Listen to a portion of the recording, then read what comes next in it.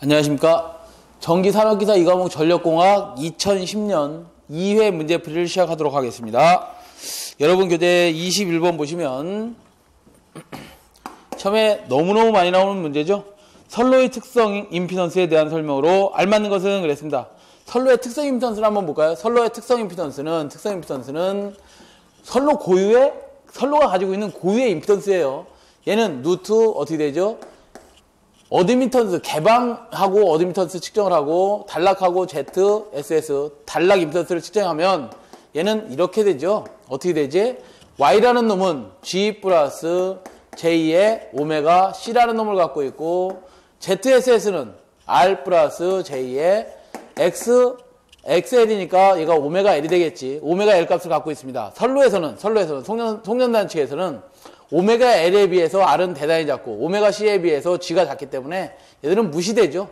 J 오메가 J 오메가 서로 지워지면 뭐만 남죠? 루트 C분의 L만 남습니다. 얘는 오음으로 나타나고 이걸 계산해 보시면 138 C는 로그 10 R분의 D 이걸 넣고 분의 0.02413 넣고 L은 0.05 플러스 어쩌고저쩌고 넣으면 138 로그 10을 밑으로 하는 R분의 D가 나올 겁니다. 자, 이렇게 나오는데 얘는 순저항으로서 다니는 오음이다. 이렇게 나올 건데 여기서 뭘 물어보고 있냐면 선로의 특성 임피던스는 어떤 특성을 가지고 있는지 그게 아닌 것을 찾으라, 알맞는 걸 찾으라는데 설명으로 알맞는 것을 찾으랍니다. 자, 1번부터 보시면 선로의 길이에 비례한다. 여기 어디 길이 있나요? 길이 없습니다. 길이에 비례하지 않습니다. 선로하고 관계가 없다 이 말이야.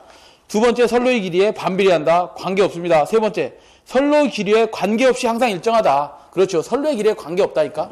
선로의 길이에 관계없이 일정합니다.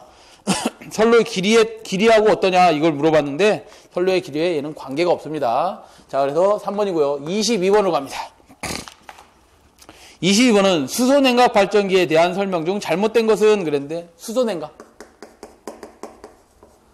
자, 우리 발전기를 냉각하는 방식엔 공기냉각이 있고요. 그 다음에 물냉각이 있습니다. 물로 냉각하는 것도 있습니다. 물로 냉각하고 수소냉각을 합니다. 그러면 지금 공기냉각하고 수소냉각을 좀 비교해보면 공기냉각에 비해서 수소냉각 방식은 어떠니? 이거 물어보는 거야. 공기냉각 방식에 비해서 수소냉각 방식을 물어보고 있습니다. 당연히 수소는 공기하고 만나면 뭐가 되죠? 폭발하기 때문에 밀폐형으로 해야 되겠죠? 밀폐형으로 했을 때 수소냉각 방식에 대해서 물어보고 있습니다. 자, 첫 번째, 풍선이 감소하고 발전기 효율이 상승한다. 네. 공기보다는 수소로 냉각하면 풍선이 뭐하다? 감소가 됩니다. 얼마로 감소되냐? 10분의 1 정도로 감소가 됩니다. 10분의 1 정도로 감소됩니다. 풍선이. 자, 그 다음 두 번째, 수소는 공기보다 코로나 발생 전압이 높다죠. 답은 2번이네요. 자, 무슨 소리냐? 코로나가 발생하는 전압이 공기 절연보다는 수소 절연하면 코로나가 잘 발생된다, 안 된다? 안 된다. 코로나가 잘 발생하지 않는다는 얘기는 코로나 인계 전압이 크다는 얘기죠. 코로나 전압이 크면, 코로나가 개시하는 전압이 크면, 코로나가 시작하는 전압이 크면 코로나가 잘 발생한다, 안 한다? 안 한다. 그래서 코로나 인계 전압이 높으면 코로나가 잘 일어나지 않는 것이다. 수소냉각 방식을 하면 공기보다는 절연성이 좋기 때문에 코로나가 잘 발생하지 않는다. 답은 2번이 되겠네요. 잘못된 거 찾으라 그랬으니까. 자, 그 다음에 23번으로 가죠. 23번. 전선 지지점에 고주차가 없는 경간 300m인 송전선로가 있다. 경간이 300m인 철탑을 세워놓고 이렇게 경간이 300m인데 300m에 전선을 가선해 놨답니다. 자, 2도를 8m라고 한다면 2도가 뭐예요? 수평면으로부터 처진 정도를 2도라고 하죠. 수평면으로부터 실제 전선이 처진 정도를 2도, 딥이라고 하죠. 딥. 걔가 몇 메타? 8m랍니다. 8m다. 로 유지할 경우 지점 간의 전선 길이는 약 몇 메다인가 그랬어요. 뭘 물어보란 거야? 이 실제 거리 물어보는 거죠. 실제 전선의 길이. L은 어떻게 구해요? S 플러스 3S분의 8D의 자성으로서 S는 뭐야? 경간. S는 뭐야? 경간. 8 상수. D가 뭐예요? D의 자성이네. 이거 간단하네요. 그죠? 300m에다가 플러스 3 곱하기 300m 분의 8 곱하기 D이 얼마예요? 8의 자성이다. 이거 뭐 계산만 하시면 되겠네요. 300.57m. 300.57m. 자, 0.57m만 뭐를 전선을 더 늘려주면 딥이 몇 메다 쳐져 버리는 거야? 8m나 쳐지네. 그죠? 딥 8m 쳐지는데 0.57m만 더 전선을 투입하면 되는 거야. 뭐보다? 직선거리, 경감보다도. 자, 좋습니다. 그래서 다음 몇 번? 3번에 있네, 3번. 자, 다음 24번으로 가죠. 24번.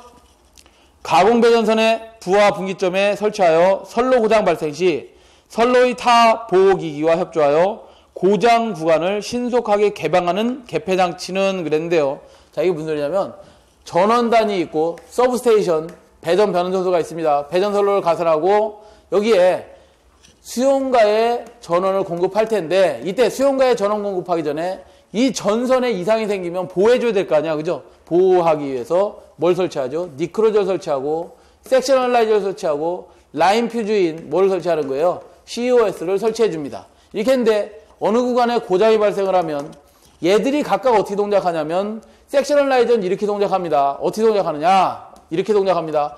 고장이 발생했네. 내가 선로를 한번 개방해 볼게. 그래서 개방을 합니다. 개방을 했다가 고장이 제거됐는지 바로 또 투입을 해봅니다. 고장이 지속돼 있어. 개방을 합니다. 다시 또 투입을 한번 해봅니다. 투입을 해봤어. 고장이 지속돼 있네. 이거 영구 고장이다. 완전한 고장이다. 잘라버려야 되겠다, 선로를. 나는 자를 능력이 없습니다.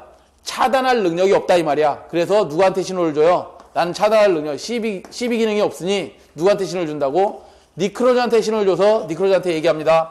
나는 차단을 못하겠다. 니한테 선로 좀 끊어줘라. 선로를 끊으라고 신호를 주면 니크로저가 차단을 하는 겁니다. 결국 섹셔널라이저는 뭐만 하는 거야? 선로를 뭐 하는 거야? 개방하고 투입하고 하는 역할만 한 거죠. 그래서 예를 보면 2번에 보시면 자동 선로 구분 개폐기라고 하는 겁니다. 얘를 뭐라고 한다고? 섹셔널 라이저라고 합니다. 답이 2번이에요. 1번에 보시면 거의 비슷한데 고장 구간 자동 개폐기라고 되어 있는데 우리 프릴 잠깐 보시면 걔는 ASS다 이 말이야. ASS 수용가 군의 고장이 배전선로에 파급되는 것을 방지하기 위해 설치하는 것이다 그래요.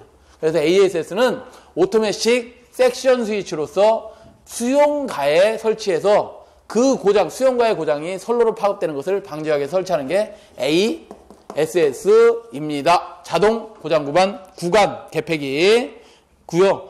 말이 서로 헷갈리시면 안 됩니다. 선로를 보호하려고 하는 거니까 선로 구분 개폐기 섹셔널 라이저를 얘기하고 있는 겁니다. 문제에서는. 자, 25번으로 가죠. 25번은 삼상 동기발전기의 고장 전류 계산할 때 영상, 정상, 역상 전류가 같은 경우는 어느 사고인가 그랬어요. 일단 영상분이 고려된다 그러면 지락고장이 아니면 영상분은 존재하지 않습니다. 그러니까 영상분이 존재하는 것은 일선지락이라든가 이선지락에서는 뭘 고려해야 돼요? 영상, 정상, 역상분을 다 고려해줘야 되고 첫 번째, 두 번째 선간단락이다 그러면 정상분과 역상분만 고려해주면 됩니다. 세 번째, 삼상단락이다 그러면 정상분만 고려되면 됩니다. 답을 찍어도 잘 찍어야 되겠지. 영상, 정상, 역상이 같은 경우는 어떤 경우로 했을까? 지락고장만 찍어야지. 지락고장. 그죠? 지락고장이 뭐야? 일선지락밖에 더 있어? 선간지락이 어디 있어? 선간지락이. 선간달락이겠지. 말을 만들려고 막 만드는 거지. 그죠? 그래서 답은 일선지락이 되는데 한번 증명 한번 해볼까요? 시간이 조금 되니까 증명을 한번 해보면 이번 시험이 조금 수월하게 나왔어 그래도 요번 몇 회예요? 2010년 이후에 문제가 좀 수월하게 나와서 좀 시간이 되니까 증명을 한번 해보면 이런 거죠. 발전기가 있습니다. 발전기에 A상, B상, C상이 있는데 거기에 만약에 어떤 고장이 아니다 그러면 여기에 흐르는 전류 IA 플러스 IP상의 흐르는 전류, IC상의 흐르는 전류가 0일 것이다. 근데 여기 하나의 지락고장이 생겼대. A상에 지락고장이 생기면 A상, VB, VC에 A상에 지락이 생기면 지락전류는 지락된 상의 전압은 얼마예요? 0V지. 대지전이가 0V니까 0V일 거고 VB, VC는 구해보면 될 것이고 여기 흐르는 전류, 여기 흐르는 전류, 여기 흐르는 전류는 얼마예요? IA에 흐르는 전류는 구해야 되는 것이고 IB상에 흐르는 전류는 0A가 됐을 거고 얘도 0A가 됐을 거 아니야. 왜? 지락된 점으로 전류가 흐르지 이렇게 지락되지 않은 상으로 전류가 흐르지 않을 거 아닙니까? 그러면 기지까지 결정해내. 기지값이 결정됐어. 기지값은 뭐야? 정해진 값. VA상의 전압은 0입니다. IB상, IC상의 전류는 0입니다라고 정해졌죠. 그럼 미지값도 있네, 미지값. 구해야 되는 값이 있어. 뭘 구해야 되는 거야? 뭘 구해야 돼? V, B상의 전압, V C상의 전압, I, A상의 전류의 크기를 구해봐야 되겠지. 이거 구할 때 어떻게 한다 그랬어? 대칭좌표법에서 6개의 대칭 성분을 구해야 된다 그랬잖아. 대칭 전류를 한번 구해볼까? I0, I1, I2를 한번 구해보자. I0는 어떻게 구해요? 3분의 1에 IA 플러스 IB 플러스 IC로 구한다. IB나 IC는 0이라며. 그럼 뭐만 남어? 3분의 1에 IA만 남는다. 다음에 3분의 1에 IA 플러스 A의 IB 플러스 A 자승의 IC다. 얘들 0이라며요. 그럼 뭐만 남어? 3분의 1에 IA만 남는다. 여기서 3분의 1에 I2는 IA 플러스 A 자승의 IB 플러스 A의 IC에서 뭐만 남어? 얘들 제로라며. 그러면 3분의 1에 IA.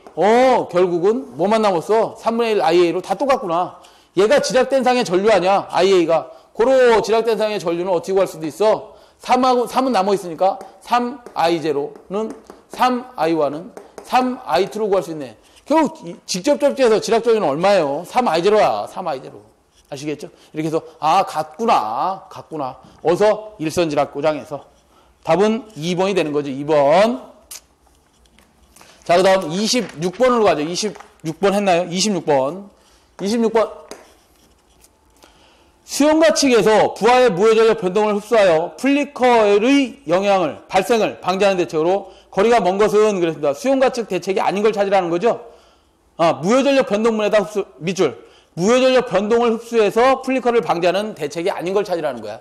자, 그러면 플리커가 뭐예요? 이렇게 용접기를 쓴다든가 뭐 어떤 아크로, 전기로 이런 것들을 사용하면 그 주위에 있는 현관음들이 깜빡깜빡하지. 이게 플리커입니다. 그 플리커를 제거하는 방법이 크게 4가지가 있는데 그 중에서 뭐 하는 거야? 무효전력 변동을 흡수해서 플리커를 방지하는 대책이 아닌 것을 찾으랍니다. 답은 1번에 있어요. 1번에 있는데 걔는 풀이를 참고하시면 전압 강화를 보상해서 뭐 하는 거야? 플리커를 제거하는 방법입니다. 부스터 방식이 뭐라고요? 전압 강화를 보상. 부스터가 뭔데? 승합기야, 승합기 가지고 전압 강화를 보상해서 플리커를 보상하는 방법입니다. 그렇기 때문에 우리 무효전력을 변동을 흡수해서 플리커를 제거하는 방법이 몇 번째 있어요? 하나, 둘, 세 번째 크게 점 세 번째에 보면 하나, 둘, 세 개, 1번, 2번, 가로 열고 3번 이렇게 있죠? 거기에 동기조상기, 그 다음에 사이리터 이용 방식, 사이리터 콘덴서나 리액터 이용 방식 이렇게 세 가지로 분리되어 있잖아. 그죠? 그게 아닌 것은 찾으라 했으니까 답 1번이고요. 풀이를 좀 참고하셔야 됩니다. 자, 27번으로 가죠. 수전용 변전 설비의 1차 측에 설치하는 차단기의 용량은 어느 것에 의해 정해진가 하는데 뭐 수도 없이 나오는 문제네요. 자, 이런 문제입니다.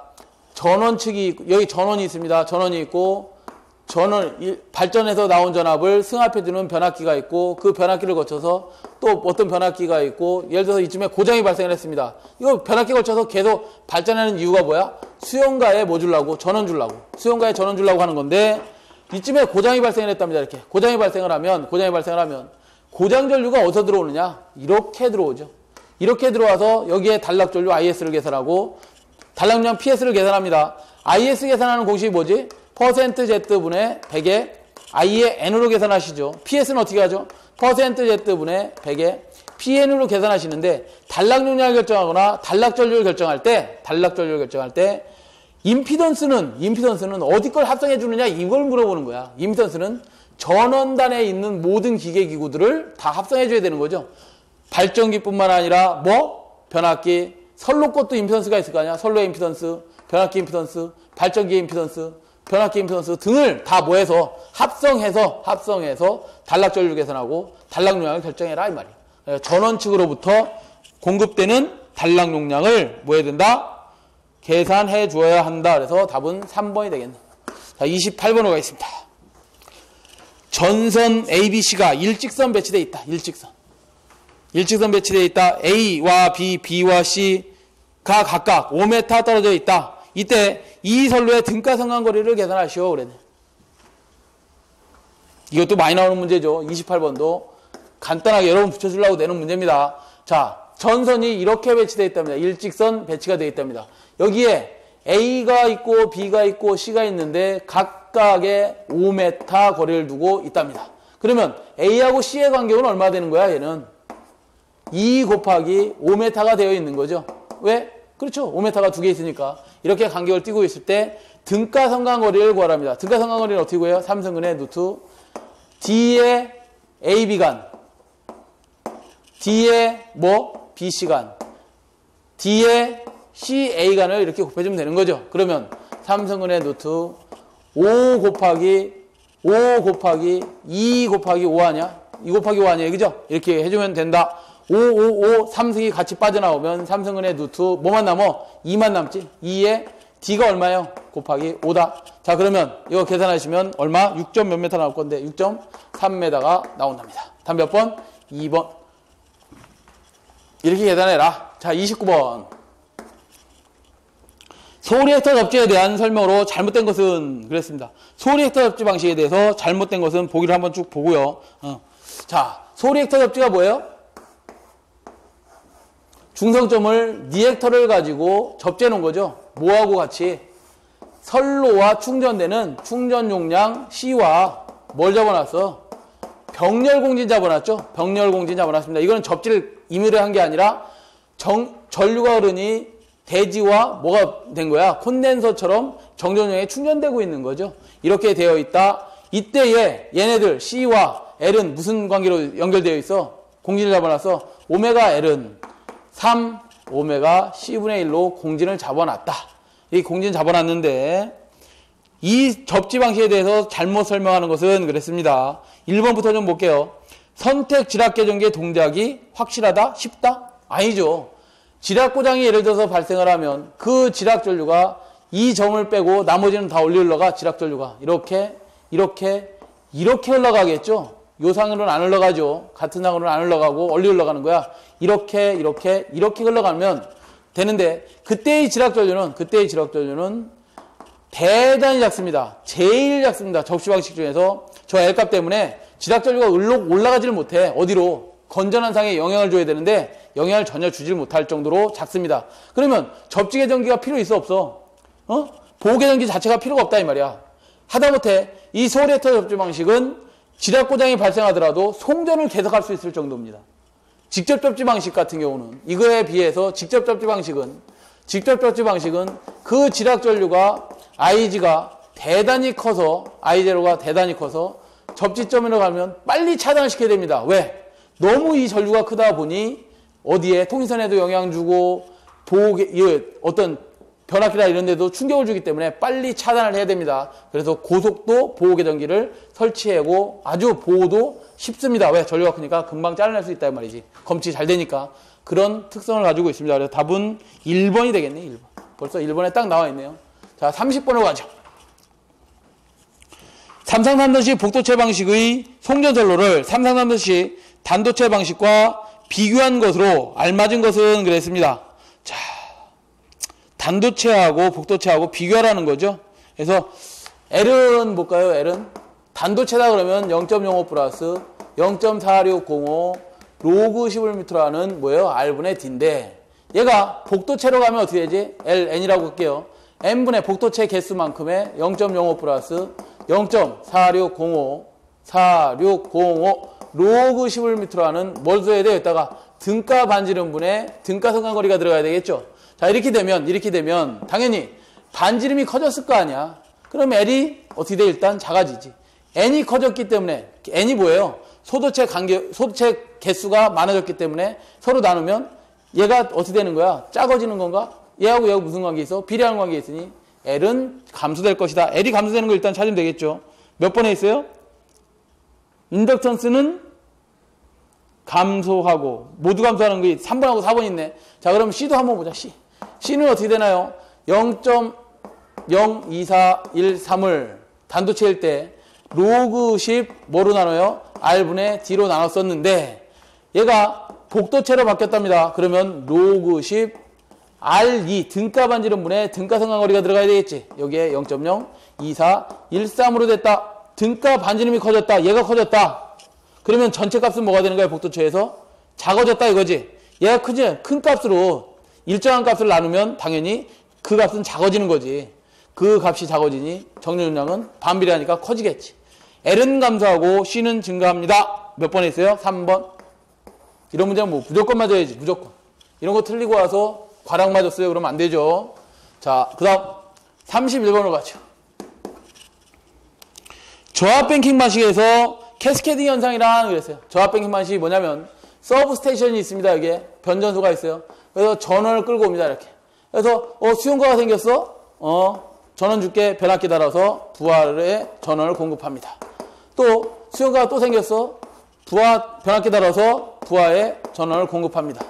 변압기 달아서 또 부하에 이렇게 전원을 공급합니다. 이거는 뭐예요? 가지식이지, 가지식. 이 가지식인데 이 가지식의 2차 측을 이렇게 뭐해서 병렬로 묶어버리는 걸 우리는 뭐한다? 저압 뱅킹 방식이라고 합니다. 이거 왜 묶은 거예요? 2차 측을. 묶어지는 이유가 이거지. 얘가 10kW를 쓰고 있었어. 그래서 나도 변압기를 10kV짜리를 설치해놨었어요. 원래 병렬 연결 안 했을 때. 얘는 뭐 예를 들어서 100kW인데 뭐 지가 그냥 100kW 쓸 때도 있고 안 쓸 때도 있고 여유있게 150kV짜리 변압기를 달아놨습니다. 얘도 마찬가지 뭐 10kW인데 예를 들어서 10kV짜리 변압기를 이렇게 달아놨어. 자, 이렇게 달았는데 갑자기 이놈이 부하를 더 달랍니다. 한 20kV 정도를 달았습니다. 그럼 얘가 만약 병렬로 연결되어 있지 않다면 10kV짜리 변압기 바꿔야 되죠. 그걸 바꾸지 않고 하려고 어떻게 병렬로 연결하면 여기 여유가 있으니 얘한테도 공급받고 얘한테도 공급받는 게 저압 뱅킹 방식입니다. 문제가 있어요. 여기서 고장이 발생을 하면 저 병렬을 다 묶어놨더니 이 고장이 1, 2도 파급되지만 1, 2도 파급되고 1, 2도 다 파급이 되보네. 이것을 우리는 무슨 방식, 뭐라고 하냐면 캐스케이딩 현상이라고 합니다. 물론 대책도 있겠죠. 여기다가 보호장치 달고 여기다 보호장치 달면 되는 거지. 이 고장 전류가 안 넘어가게. 이 고장 전류가 안 넘어가게. 이렇게 달면 되는데 어찌됐든 캐스케이딩 현상은 뭐냐면 한쪽 부하의 저압 부하의 고장이 모든 모든 변압기에 파급되면서 변압기를 아웃시켜버리는 거죠. 트립시켜버리는 방식을 우리는 캐스케이딩 현상이다라고 합니다. 그래서 4번에 보시면 저압선의 고장에 의하여 건전한 변압기 일부 또는 전부가 차단되는 현상이 캐스케이딩 현상입니다. 라고 되어 있네. 32번으로 가죠.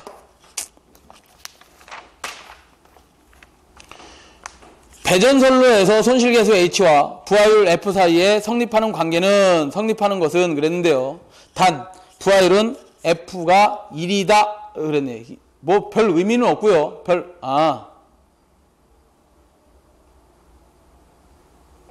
의미 없습니다. 여러분들이 이것만 알고 있으면 크게 걱정 안 하셔도 됩니다.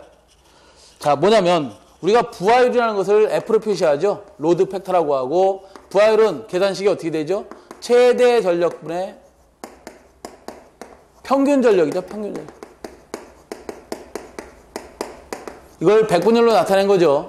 자, 이만큼 부하를 쓰고 있는데 손실이 생기죠. 당연히 부하를 쓰고 있으면 손실이 생길 텐데 그때 생기는 손실을 손실계수 H라고 합니다. 손실계수 H는 최대 전력분의 평균 전력의 비예요. 똑같이. 평균 전력의 비입니다. 이걸 백분율로 나타낸 게 손실계수 H예요. 똑같아. 예? 같으면 어떻게 해요? 같은 게 아니라 정확히 똑같은 건 아니고 이런 겁니다. 부하율이 손실에 어떤 영향을 주느냐? 그러면 손실계수는 이렇게 변합니다. 최대 전력이 걸렸을 때 손실에 대한 평균 전력 손실의 비가 바뀌면서 어떻게 된다는 거야? 손실계수에 영향을 주다 이 말이야. 그러니까 최대 전력을 쓸 때 손실하고 평균 전력을 쓸 때의 손실이 뭐라고? 손실계수 H를 결정한다 이거예요. 그러면 서로 두 개는 어떤 관계에 있느냐? 우리 부하율은 100% 쓸 때가 좋은 거예요? 0%가 됐을 때 좋은 거야? 당연히 100%일 때가 좋은 거죠. 예, 100%일 때가 좋은 것이다. 이 손실계수라는 놈은 부하율이 좋을 때는 어떤 방향으로, 부하율이 나쁠 때는 어떤 방향으로 영향을 주느냐? 이렇게 정의하고 있더라 이거야.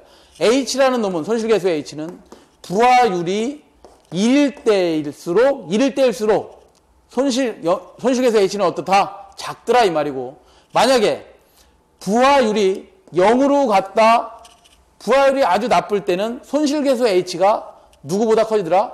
부하율보다 커지더라. 근데 어떻게 커지더라? 자승으로 커지더라 이거야.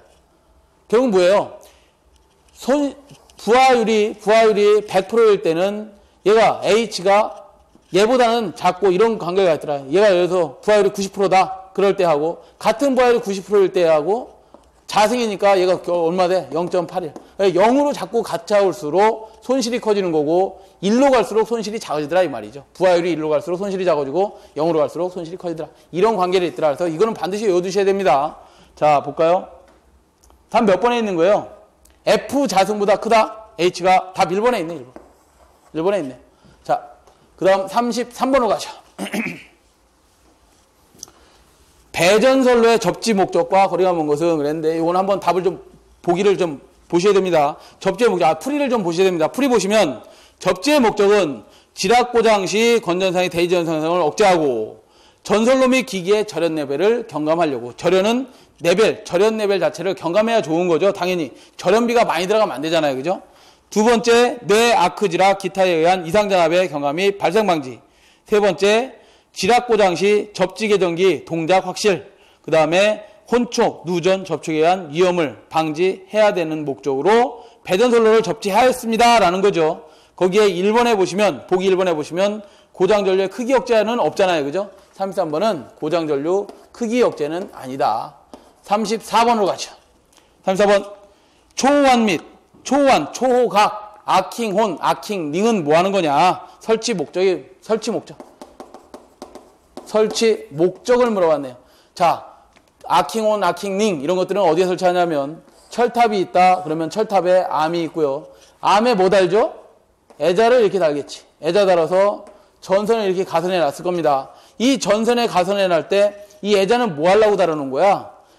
지지물에 기기적으로 전선을 고정하고 전기적으로 뭐 하려고? 절연을 유지하려고 한 거 아니에요. 그죠? 그 애자가 달려 있는데 여기에 상형주파가 흘러다니고 항상 흘러다니죠. 상형주파는 60Hz에 의한 전압. 이 전압이 항상 흘러다니면서 전압 분담은 누가 가장 많이 해? 얘가 가장 많이 하고 있습니다.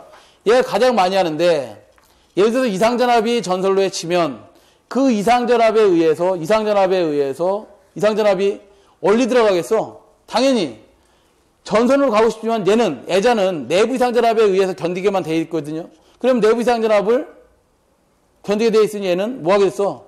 도전로를 형성하고 대지로 이렇게 빠져나간단 말이죠. 절연을 파괴한 다음 이렇게 이상전압이 빠져나갈 텐데 그러면 상형주파수에서도 항상 전압 부담을 많이 하는데 이상전압까지 와서 나를 괴롭혀?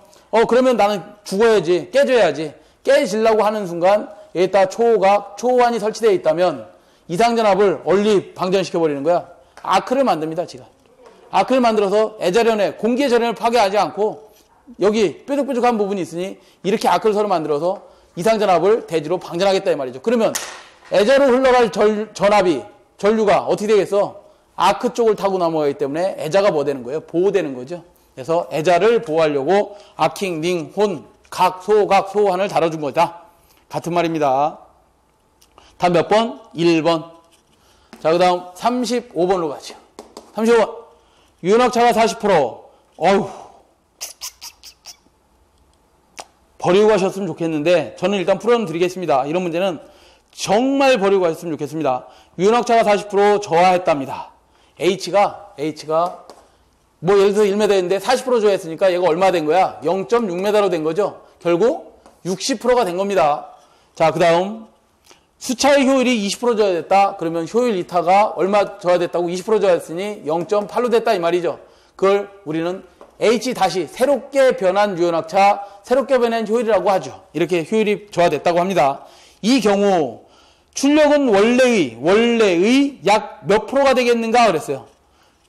자, 그러면 얘는 새롭게 변했을 때의 출력 P-고 원래의 출력에서의 H는 얼마라는 거야? 100%고 효율은 얼마라는 거예요? 100%였다는 거죠.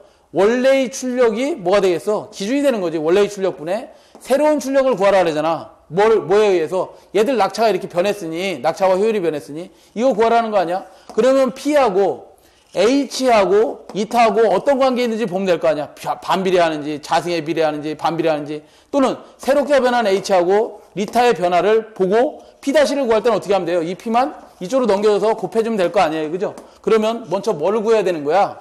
H하고 리타가 어떻게 변했는지를 한번 봐야 되겠네. 자, 고로. H를 구해보고 리타를 구해야 되는데, H는 이런 관계를 갖고 있죠. 출력에서는 출력 P다 그러면, 출력 P다 그러면, PG다 그러면, 공식이 어떻게 되지? 9.8 QH의 2타죠. 이런 공식을 갖고 있죠. 걔가 뭐야? 킬로와트를 내고 있는데 여기서 뭐 9.8 이런 건 변하지 않고 다 상수로 냅두고 Q를 한번 보자. Q라는 놈은 뭐를 갖고 있죠? Q는 유량 Q는 뭘 갖고 있나?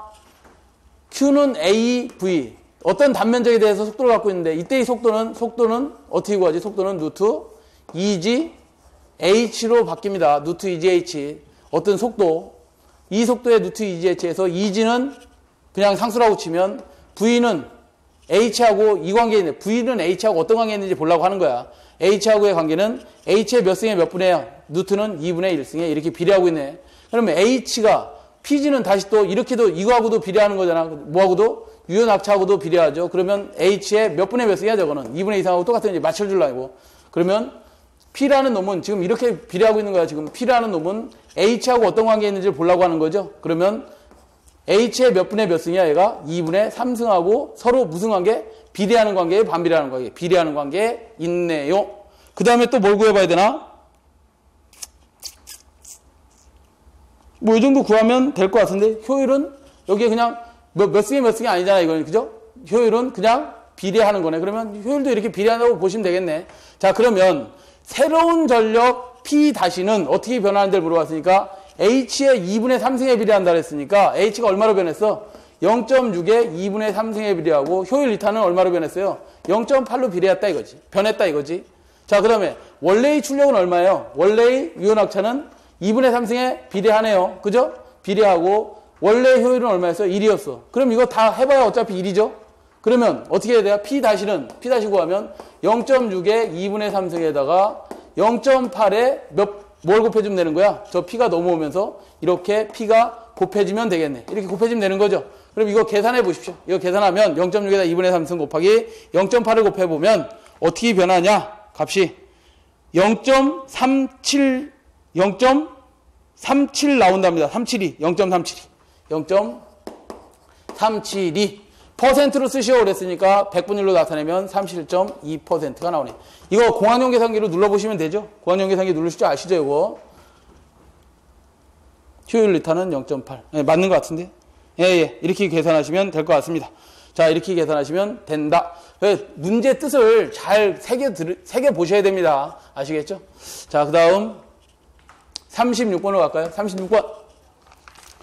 36번은 3상이고 표준전압이 3kV, 600kW를 역류율 0.85로 수전하는 공장에 수전회로에 시설하는 계기용 변류기의 변류비로 적당한 것은 좀 쉽게 나온 줄 알았더니 아주 쉽게 나온 게 시험이 아니네요.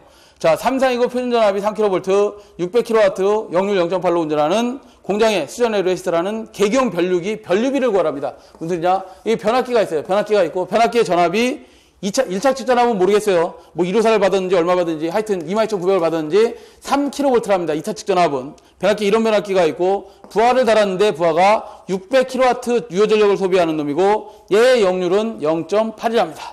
이렇게 됐을 때 변류비를 구해라 그랬어요. 변류비 2차 전류는 5A다 그랬어요. 변류기는 어떠다는 거야? 얘들 보호하려고 2차 측에다 가야겠지. 그러면 이 변류기의 변류비를 구하라는 것은 뭐예요? 2차 측 전압, 변류기는 뭐야? 대전류를 소전류로 변류해주는 놈으로써 1차 측 전류가 나오고 2차 측 전류는 몇 암페어짜리를 타요? 5암페어짜리를 사용해서 여기다 뭐 다는 거야? OCR 달고 OCGR 달아서 여기에 들어오는 전류가 너무 큰 전류가 들어온다 그러면 그 전류를 누구한테 여기 CB가 달려있다 그러면 CB한테 보내는 거지. 신호를 보내서 야 이거 고장 전류니까 트립해라고 트립신호를 줄여야 되는 거죠. 이게 변류기의 역할입니다. 이때 변류비를 구해보라는 거 아니야. 변류비를 구할 때 어떻게 구해? 첫 번째 여기에는 전류를 구해야 되지. 전류를 알아야지. 여기에는 전류 알면 그거에 어떤 여유를 주든 말든 이런 식으로 구한다. 여기에 흐르는 전류를 I1이라고 하자. I1 전류는 어떻게 구해요? 3상인가요? 3상이네. 루트 3 V 코사인 세타분의 P로 구하시면 될 거 아니에요. 그죠? 그러면 루트 3 곱하기 전압이 얼마야? 3kV니까 그냥 볼트로 바꾸자. 그러면 3000V 곱하기 0.8분의 얼마 됐어? 역률 0.8분의 얘는 몇 킬로와트예요? 600kW니까 곱하기 10에 몇 승 해줘야 돼? 3승 해주면 와트가 되지. 이거 계산하시면 전류가 몇 암페어 나오냐? 계산을 안 해놨네요. 나왔네. 135. 얼마? 135.85A가 나온답니다. 자, 그런데 여기에 흐르는 전류가 이게 무슨 전류야? 쉽게 따지면 이 부하의 전격 전류죠. 이 I1이라는 전류가. 이 부하의 전격 전류란 말이야. 근데 전격 전류 135.85A에 맞춰서 CT를 제작해 놓지는 않을 거 아니야. 왜? 부하가 항상 변하고 역률은 떨어질 수도 있고 콘덴서 달아서 올릴 수도 있고 한 건데 여기에 맞춰서 항상 CT를 만들어 놓지는 않단 말이야. 제작을 해 놓지 않는다 이거죠. 그러면 CT를 계산해야 돼. CT의 진짜 1차 측의 전류를 계산해야 되는데 CT 1차 측 전류는 어떻게 계산하냐면 1차 측 전류는 어떻게 계산하냐면 135.85A 얘가 뭐라 그랬어? I1 전격 전류에다가 곱하기 여유를 줍니다. 여유. 신발 사는 거하고 똑같아. 여러분 발이 262.3mm야. 예를 들어서 그러면 263. 몇 미리? 그런 신발은 없잖아. 265mm짜리가 나오잖아요. 그러면 여유를 주는 거야. 이것도 똑같이 CT도 1.25배에서 얼마를 준다? 1.5배 여유를 줍니다. 그럼 두 개 어느 거 주느냐? 실기시험에서 항상 문제가 되기 때문에 요즘은 이거로 줘라 이거로 줘라 항상 답을 주고요.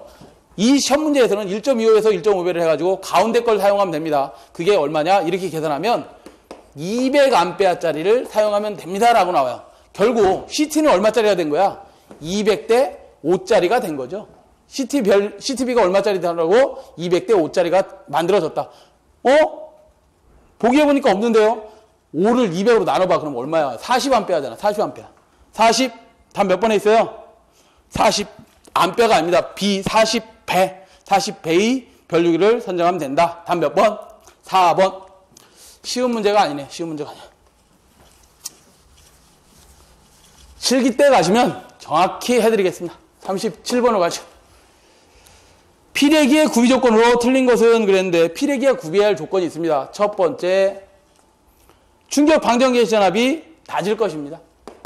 충격 방전 개시 전압은 낮아야 합니다. 자, 무슨 소리냐? 피레기가 이렇게 선로에 설치되어 있는데 피레기는 이렇게 동작합니다.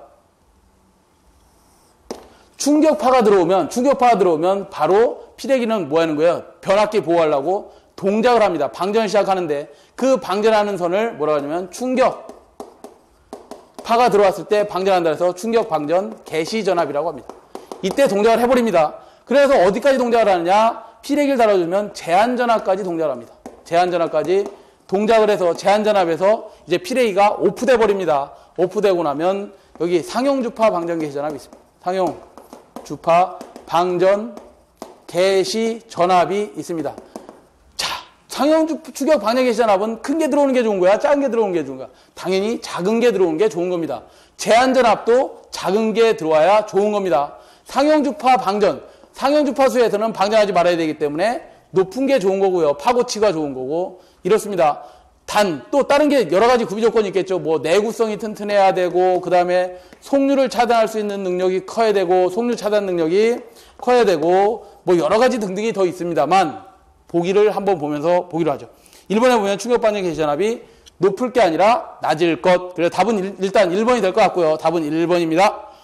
상용주파 방전 개시 전압이 높을 것. 맞죠? 상용주파 방전 개시 전압은 높아야 된다 그랬고 속류 차단 능력이 충분해야 되고 방전 내량이 크고 제한 전압이다. 제한 전압은 낮아야 되고 방전할 수 있는 능력, 내 힘은 커야 된다 이거죠. 그래서 답은 1번이 되겠습니다. 38번으로 갑니다. 지진 역률 80%, 1000kW의 삼상부하가 있다. 이곳에 콘덴서를 설치하여 역률을 95% 개선했다. 콘덴서의 용량을 구하시오. 그랬어요. 콘덴서 용량 계산하시오. 38번은 자, 이런 콘덴서가 있답니다. 이렇게 부하를 사용하고 있는데 어떻게 사용하느냐? 역률이 0.8이고 유효전력이 1000kW입니다. 1000kW의 P를 소비하고 있는 삼상부하가 있다. 이곳에 콘덴서를 설치하여 역률을 95% 개선한답니다. 자, 그러면 이때 원래 개선 전에 무효분을 구하고 Q1이라고 한다면 Q1을 구하고 역률을 개선하면 95%로 개선했을 때에 뭐를?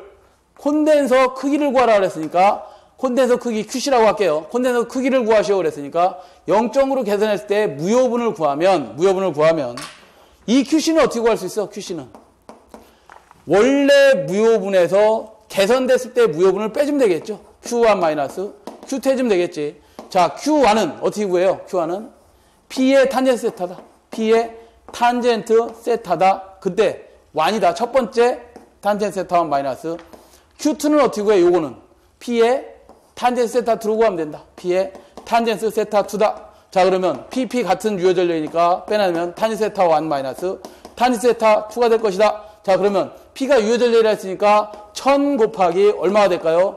탄젠트 세타 1은 코사인 세타 1이지. 코사인 세타 1 0.8분의 사인 세타 1 0.6 마이너스 코사인 세타 2 얼마? 0.95 0.95분의 사인 세타 1은 얼마예요?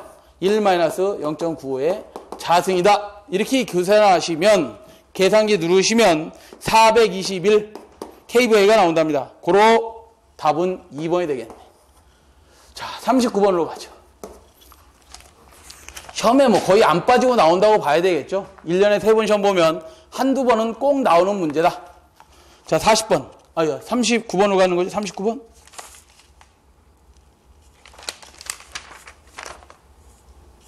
30. 지금 몇 번 풀었죠? 30. 9번이 여기 있네요. 39번. 화력발전소의 제열기의 설치 목적은 그랬어요. 제열기. 니히터. 제열기의 설치 목적을 물었네. 제열기가 뭐냐면 이런 겁니다. 우리 보일러 장치선들을 보면 보일러가 있고 그 다음에 보일러에서 보일러에서 하는 일이 뭐야? 물을 연료를 들여가지고 연료를 들여서 뭐 해주는 거예요? 물을 증기로 만들어주는 거잖아. 그죠? 증기를 만들어주고 증기를 다시 그냥 습증기가 약간 있는 증기를 뭘로? 과열기라는 걸 이용해서 다시 과열 증기를 만듭니다. 과열기에서 과열 증기를 만들어서 걔를 누구한테 보내? 터빈에 보내죠. 일시키려고. 온도 높은 증기를 일시키려고 터빈에 보냅니다. 자, 그런데 터빈에서 일을 했어요. 터빈에 일을 했는데 증기 온도가 덜 떨어졌어. 한 번 더 일을 시킬 수 있겠다. 그래서 터빈을 여러 개 답니다. 발전소에 가시면 터빈이 여러 개 있어요. 이 터빈이 여러 개 있고 일을 하고 나온 증기를 전부를 추출합니다. 전부를 추출해서 어떻게 하는 거야? 다시 보일러로 보내서 열을 가합니다. 그게 뭐야? 재열을 가한다 그래서 제열기랍니다. 제열기에서 열을 가하고 나서 2차 측 터빈에다 보내. 터빈에서 다시 일을 하고 나온 것을 또 제열을 2단 제열을 할 수도 있겠죠. 뭐 등등 해서 결국 나온 게 뭐예요? 이거 저압 터빈으로 가고 저압 터빈에서 복수를 통해서 발전기 이렇게 달았겠지. 발전기 뭐 아마추어 축 달았겠죠. 그죠? 계좌 부분을 어떻게 해요? 요즘은 달아갖고 계좌를 회전시켜줘야 고전처로 전기가 나갈 거 아니에요. 그죠? 이렇게 터빈에서 휙 돌려주는 겁니다. 하나의 축으로 되어 있어요. 이렇게 할 때 이 제열기라는 게 뭐냐? 제열기라는 게 증기 모두를 추출해서 제열을 가한 다음 증기의 온도를 올려주고 있는 거죠. 올려서 다시 또 터빈에 일시키려고. 그래서 증기를 가열하는 놈이다 라고 하시면 되겠네요. 다음 몇 번에 있는 거예요? 4번에 있습니다. 40번으로 가죠. 자, 40번은 장거리 송전선로의 특성으로 어떤 회로 다루는 것이 가장 알맞은가 그랬어요. 우리 어떤 송전선로를 구분할 때 단거리, 중거리, 그 다음에 뭐로 해요? 장거리로 하죠. 장거리로 구분합니다. 단거리는 50km 이하 정도를 단거리라고 하고 중거리는 50에서 얼마? 100km를 중거리라고 하고 장거리는 100km 이상을 장거리라고 합니다. 회로를 해석하고 싶어요. 왜? 여기에 선로정수, 임피던스, 어드미턴스 등등 여러 가지들이 있을 텐데 그걸 가지고 조합해서 어떤 고장을 해석한다거나 전격전류를 해석한다거나 이렇게 해석하고 싶은데 그때에 해석하는 방법이 있습니다. 얘는 R과 L, 저항과 L이 임피던스 선로에 집중되어 있는 집중정수회로 해석을 하죠. 그 다음 중거리 선로에서는 R과 L, 얘는 선로에 있는 거지. 그 다음에 C는 뭐예요? 대지와 충전되는 정전용량, 정용량 C까지를 고려해서 중거리에서는 집중정수회로 해석합니다. 장거리 선로에서는 누설 컨덕턴스 G까지도 다 고려하는 R, L, C, G를 다 고려하는 얘가 뭐야? 선로정수 RLC를 다 고려하는 문제는 얘 장거리는 선로에 골고루 분포되어 있다 그래서 분포정수회로 해석을 합니다. 아시겠죠? 그래서 40번은 이거 물어본 거네. 장거리 선로에서의 선로 특성은 다 어떤 회로로 다루는 것이 적당한가 그랬어요. 3번에 보시면 분포정수회로 해석합니다. 그랬죠. 다음 몇 번? 그래서 3번에 있네요. 자, 이렇게 해서 2010년 2회 전기산업기사 2과목 전력공학 강의를 모두 마치겠습니다. 수고하셨습니다.